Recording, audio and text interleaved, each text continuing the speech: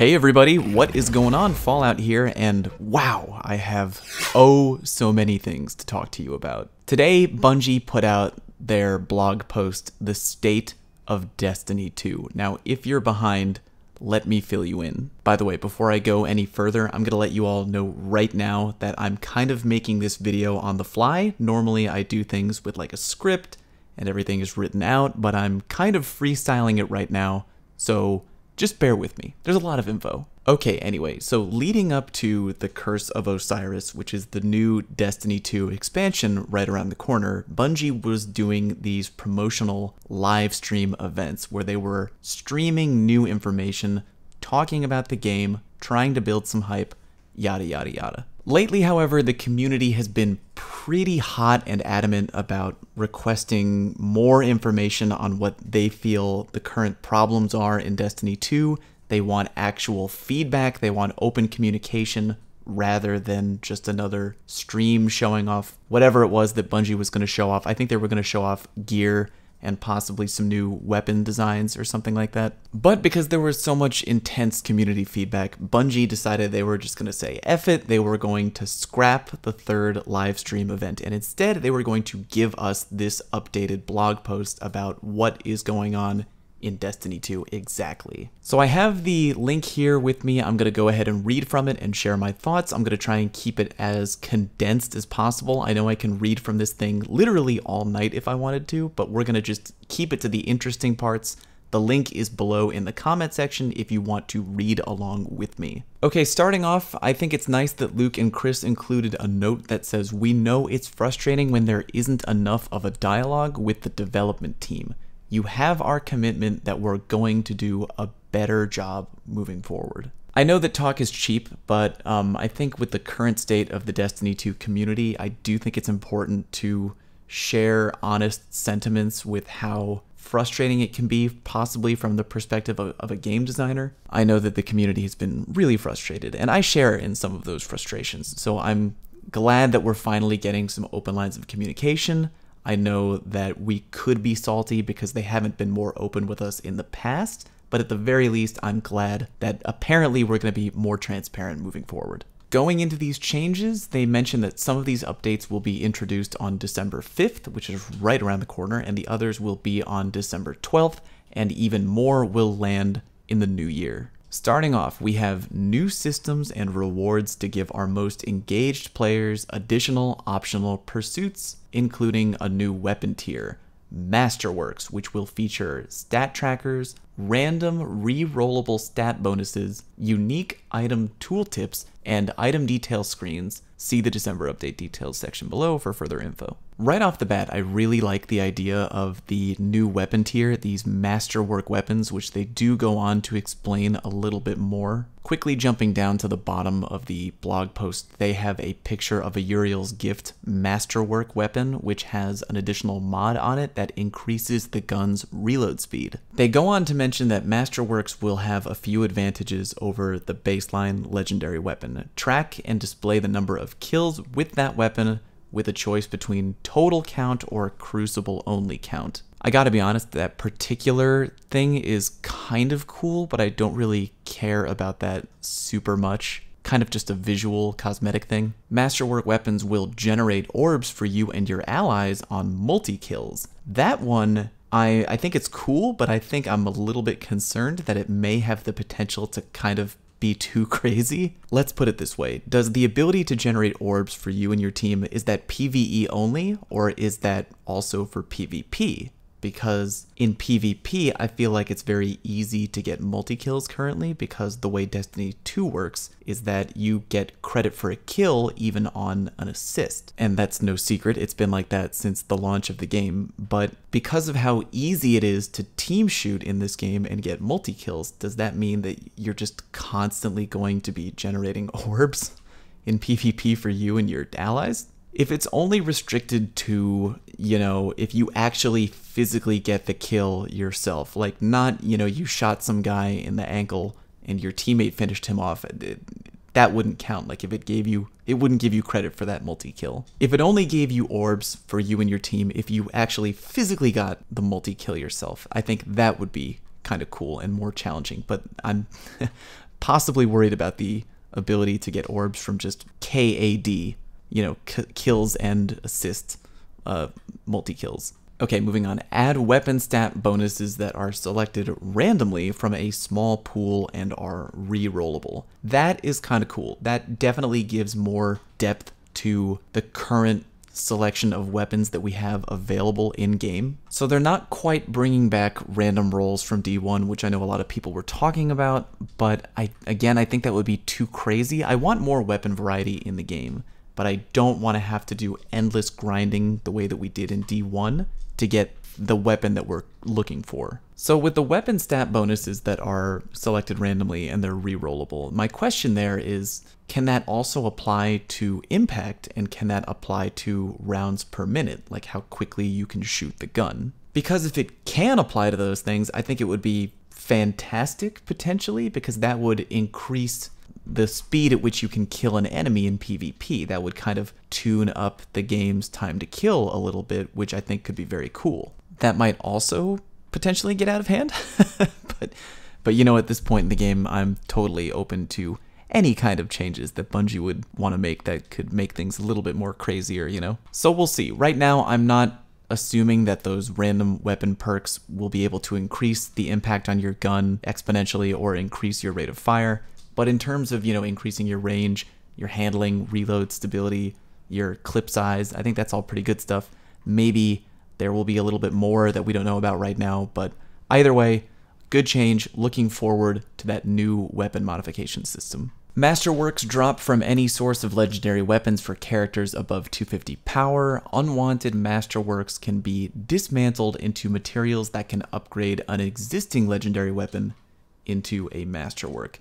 That is nice. I like that, you know, they're making it worthwhile. If you get a masterwork for a gun that you don't care about, you can break it down and turn it into something you can use to improve a gun that you do want to upgrade to masterwork status. Hopefully that won't make it too easy and eliminate some of the need to grind for that weapon that you're looking to get to master status. But again, you know, not super concerned with that right now. Right now I just want to have the weapons that I want to have, so I will take that feature gladly. Raid and Trials of the 9 weapons will have a very high chance to be Masterworks. Okay, that makes sense. And we have future plans to extend Masterworks to other gear and expose your kill counts in more places. Again, don't really care about the kill count specifically. It's kind of like that emblem in the game that shows like your Trials wins or your KAD or whatever. Don't so much care about that. It's just kind of cosmetic. I know a lot of players do like stuff like that, and good for them. It's just right now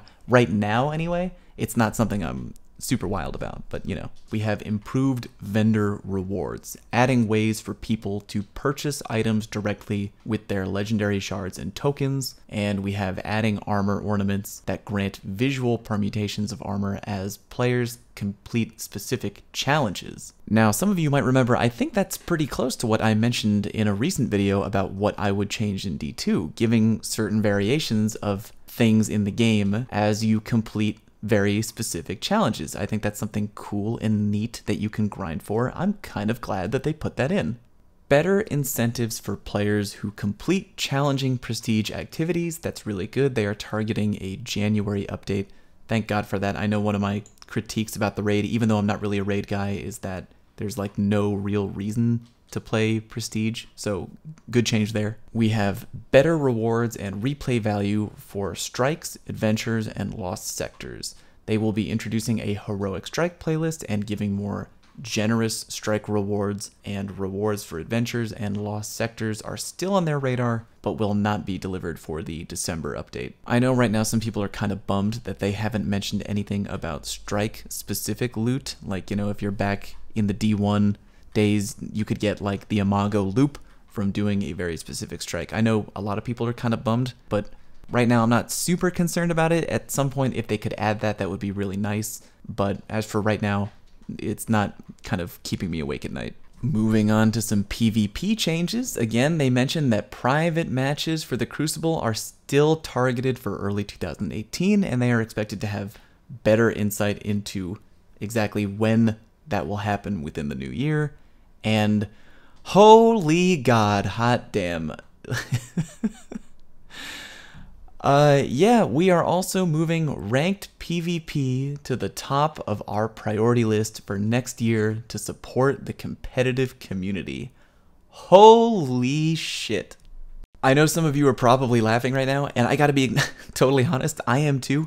Let's all collectively laugh together that literally 3 weeks ago, I put out a video on this very channel where I said that I never thought, I was like 99% sure that Bungie would never add ranked play to Destiny 2. It didn't fit into their vision of what the game would be at launch. It's just not something that they would cave into. It doesn't fit their ideals as a game. Yada, yada, yada, yada, yada. I gotta tell you guys right now, I have never in my life been so happy about being wrong. This is great news. I'm so psyched about this. I'm so happy that I wasn't right. We were loud enough as a community, hopefully, you know, politely enough too, that they heard our complaints. So many people in this community talking about how great it would be to have a ranked PvP playlist, and they listened. Bungie listened, and they are giving it to us. Obviously, we don't have any more details on the matter right now. It's just kind of, yeah, we're gonna add, you know, ranked, but I cannot wait to get more information about this. I think it's the coolest freaking thing ever. I'm so happy that they're doing this. They're showing the competitive community, just the PvP community in general, showing some love. Thank God for that. Oh man, even though I mentioned it so strongly in my things I wanted added to the game video, I never thought that they would put it in the game. So yeah, I'm super hype about that. Well, also in the PvP area, we have Crucible tuning like adjusted supremacy scoring and better spawning rules. So I think that's great. I know that the spawning system in Destiny 2 has been very weird for a lot of people, myself included, having many moments of like, hey game, why did you spawn me there? That was terrible. Don't ever do that again. So I'm glad they're taking a look at that. I'm glad that they're going to be adjusting supremacy scoring because again, that still remains to be my least favorite PvP game type. Good stuff there. Better incentives for completing Crucible matches and penalties for quitting competitive games. Oh god, that's so good to read. It's just really frustrating right now because in PvP there is literally no penalty at all for quitting out of any game of PvP. If you just drop into a game where your team is losing, or you know, you just don't like the map, or you know, it's a day that ends in Y and you just want to quit for no reason, there's nothing stopping you from doing that, and you're leaving your teammates high and dry, and it's really, really irritating. There needs to be some kind of thing in place that prevents people from just quitting with zero repercussions, because it's very annoying for people on your team in PvP. Alright, continued improvements to Iron Banner and faction rallies, including uniqueness of rewards. The next Iron Banner and faction rally will introduce improvements in both of these areas. Changes to make the mod economy more interesting and impactful. Good. The mod system in Destiny 2, I like it. I like that we can have mods, and more customization is always a good thing, but I think that the mod system as it is now is kind of basic, so I'm really looking forward to see what the new mod system will mean to the player. Ongoing improvements to exotics, including adjustments to reduce instances of duplication. Woo, that's a really good change right there. Oh man, I have a lot of people, really myself included, that it's just so frustrating to get duplicate exotics, especially when you're trying to level up characters across more than one platform for lunatics like me who play on just more than one. There are still some exotics that I haven't gotten on my main warlock in, you know, Destiny 2 on PS4. So it's like, it's kind of getting out of control. I really like that they're doing something to try and reduce the amount of duplicate exotics that we get in the game, and they're going to be adding that to exotics in sometime in the new year. Yay. New ways to spend surplus currency and materials. Looking at you, legendary shards. Players will be able to spend tokens and legendary shards on vendor inventory. Xur will have new items as well. I think that's great. I think a lot of players right now are really frustrated with the token system in the game. It's just super irritating to have to grind repeatedly to get a gun that you really want. I think it took my girlfriend over 900 gunsmith packages to get the Antiope, and I swear to God, if I see one comment in the comment section nitpicking me on the pronunciation of that goddamn gun, so help me Lord, I will choke a bitch. Okay, sorry, more on that in a minute, but last one on their big list of changes is an emote interface that allows players to equip multiple emotes at the same time. We already knew about that, and you know, a lot of people have been joking on that. It's like, oh, the game is in dire need of fixing and they're working on giving us an emote wheel. Yeah, I know it's kind of silly, but some people really like that, and it's whatever. It's a cute little cosmetic change. I'm not gonna beat them up over it. When I'm more interested in other changes, yeah, sure, but whatever, let the emoters have their wheel. Alright, moving on specifically to the December update details. These are the changes that they're making that are going to be included on the December update, which arrives on December 5th, and then additional changes will be included in a patch that will be deployed the following week on December 12th. The first thing in the December patch, which we already talked about, was the Masterwork weapon changes. All good there. Moving on, they will also be adding armor ornaments. Armor ornaments will be added to some existing armor sets for more visual customization without losing your shaders or mods.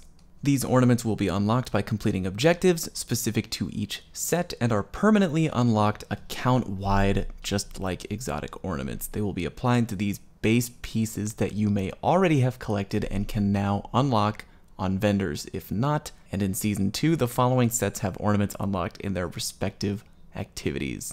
The Vanguard, the Crucible Faction, Trials of the Nine, Iron Banner, Dead Orbit, Future War Cult, New Monarchy, and Eater of the Worlds Raid Lair. So that's cool. Gives something players more to grind for. I know a lot of people aren't, again, concerned with cosmetic changes right now with the way that the game is playing, but it's still nice to have. Okay, in the December 12th update, faction armor and weapons will be unlocked for purchases for legendary shards and faction tokens on most faction vendors. All 5 armor slots will always be present and weapons will rotate weekly on factions that have them. Slots will be unlocked by claiming reward engrams from the respective faction, and you will get credit for engrams you may have already claimed since launch. Great. Again, I love the change that you can purchase things directly using legendary shards and faction tokens together. I think that's a great change. I really like that you have the ability to get all 5 pieces of armor. It's just, again, taking the RNG element out of grinding for the exact type of gear that you're looking to get. Moving on to Xur. Xur has some new offerings for players collecting exotics. Every week you'll be able to acquire one of the new faded engrams using legendary shards that will decrypt as exotics that aren't already in your collection. Haven't mentioned this yet, a simpler 3 of coins that boosts exotic drop rates from any source for 4 hours. No obscure stacking mechanics or need to reapply before every boss. These cost legendary shards and you can have as many as you like. Alright, I have mixed emotions on this change. I know that people want the ability to grind for exotic gear and just gear in general. I understand that, and I'm looking forward to that too. I know there's a lot of exotics, again, that I still don't have, which is really irritating, and I want to get them. And at the same time, I'm kind of wondering if they're making it too easy. I know it's like, Jesus,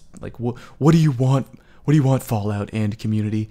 You know, like, they want to make it easier because we asked for it, and then you complain. I know, I understand that. I understand that it's frustrating for perfect in-game balance. That being said, it might be really easy to grind for exotics now, but again, I think I'm okay about that for right now. I do want more exotics so I can get all of them, especially because I play across multiple platforms. I guess we'll just see how it pans out. If you don't want to use the 3 of coins and you want to grind for it the old-fashioned way, I guess you can just do that too. Okay, gunsmith stuff. On December 5th, for players wanting to clear some mod inventory space, rare quality mods will dismantle into gunsmith materials and have a chance to produce legendary quality mod components. That's good. I like to keep a clear inventory there, and for players chasing specific legendary mods, including legendary kinetic mods, Banshee will offer a selection of specific legendary mods for direct purchase with a selection that will rotate daily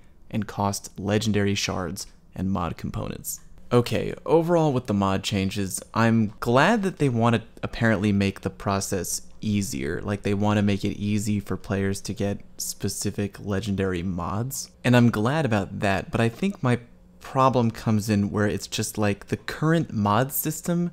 Again, I like that we have mods. I'm glad that they can change the gameplay a little bit, but I just don't think that it's enough. I think that for the mod changes to really matter, like, we have to have mods that actually are meaningful and impactful on the gameplay. Because right now we don't have too much. We just have stuff that, you know, reduces your cooldowns a little bit more. And, you know, you have counterbalance mods, which don't even help at all on certain weapons. Yeah, I want the mod system to be better. And hopefully in the coming days between either now and Curse of Osiris and maybe early 2018, we can hear more information about how the mod system can be different, because yay, I'm glad that the mods are easier to get and that you're making, you know, Banshee cooler and helping us get those mods, but they need to mean more. This is all just my opinion, by the way, but I'll be more excited about the mods when they do more.